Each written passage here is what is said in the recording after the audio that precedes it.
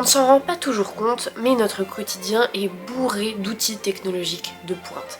Par exemple, si tu bois un shaker de protéines ou que tu mets de l'éthanol dans ta voiture, eh bien tu bénéficies déjà de ce qu'on appelle les procédés membranaires, qui sont des procédés de filtration, notamment qui permettent de séparer les protéines du lait et l'eau de l'éthanol.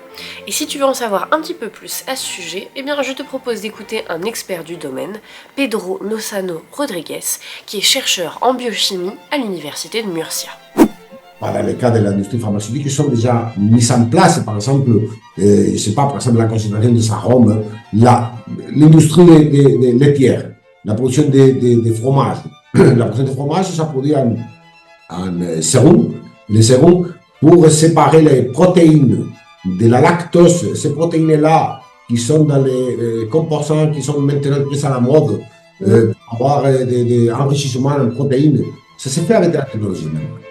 Et même les autres, la séparation de l'éthanol, tout l'éthanol pour mettre dans l'essence, c'est un éthanol qui vient de là, des processus biotechnologiques. À la fin, on a une solution, il faut séparer.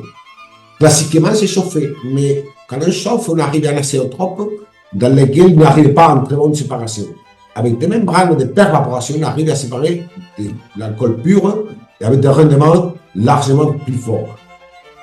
Tout ça, il est en train de changer, de mettre tout ça, mais il faut changer la mentalité, le règlement et bien sûr avancer probablement dans la réduction des prix parce qu'en fait, tous les changements sont de la main des investissements et les industries, surtout les petites et les moins jeunes, n'ont pas la même possibilité pour faire ce genre de changements.